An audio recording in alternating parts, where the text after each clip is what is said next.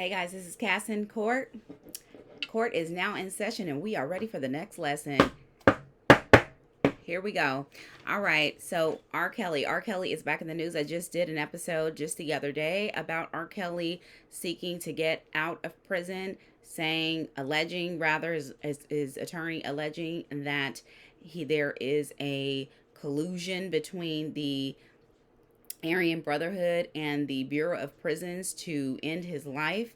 Well, it seems that R. Kelly is back in the news because his lawyer did file a motion to um, save his client's life. Of apparently he has blood clots in his lungs. According to People, R. Kelly has blood clots in his lungs and needs life-saving surgery. Now, this will be, I believe, the third or fourth time that R. Kelly's lawyers have tried to get him out of prison in the last 2 weeks.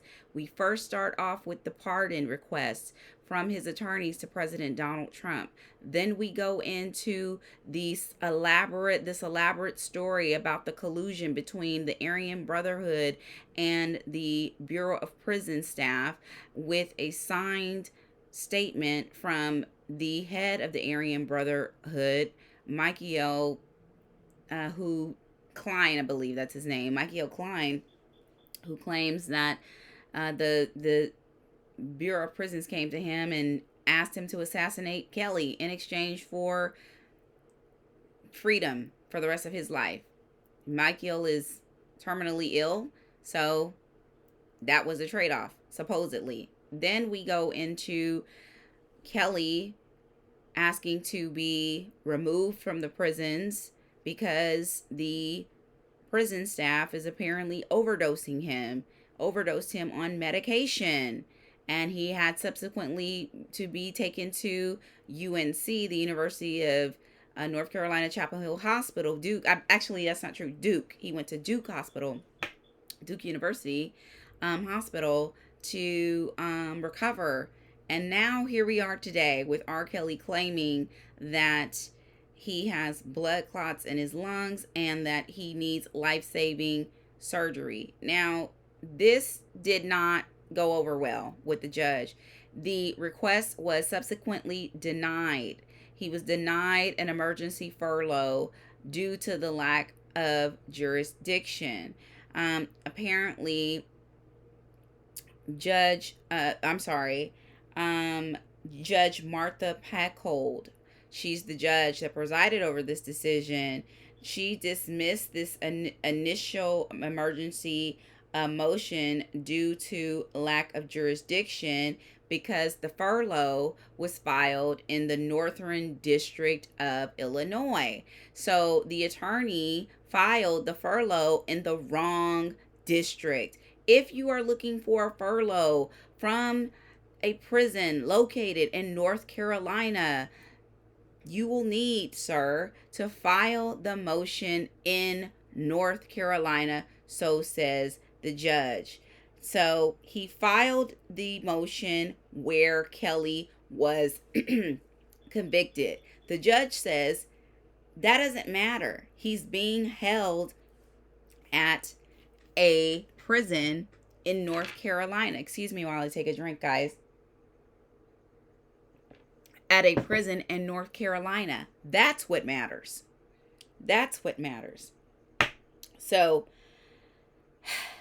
it's really weird. It says the singer based his request on alleged incidents that occurred in Arizona and North Carolina, the districts where he is currently in custody at the Federal Correctional Complex.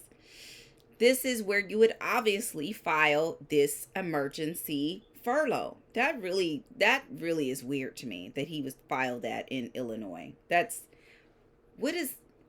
I'm not a lawyer. I say this all the time. I'm not a lawyer. But even I know that you would file it in the correct district, in the district and where these incidents, where he's not being treated properly, where he is living and has this lung problem. That is where supposedly not being treated properly and where he supposedly has this lung problem.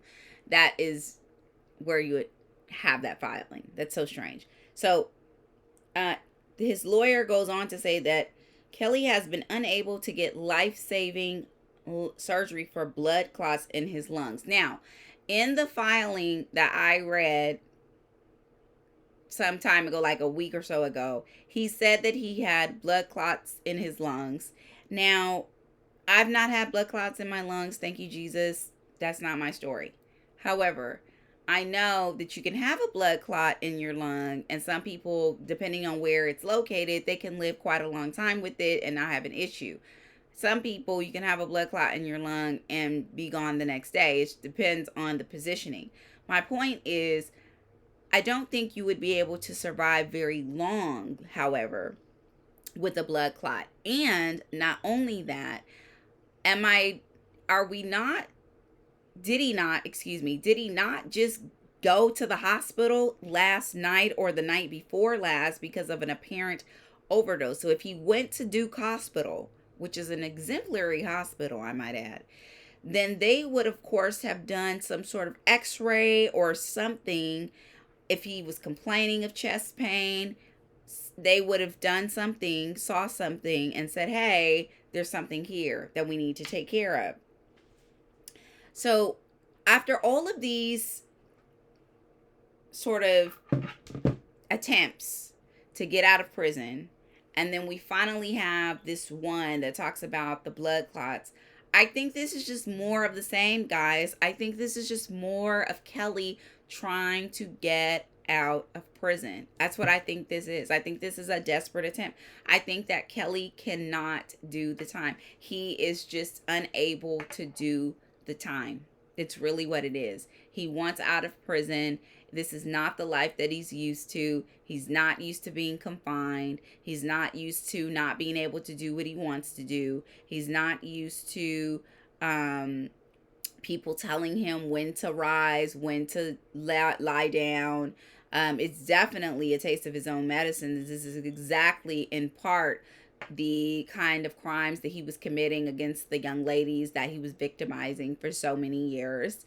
One woman even talked about having to use the bathroom in a multi-million-dollar mansion in a bucket, that she was trapped in a room by herself and that she was forced to use the bathroom in a bucket.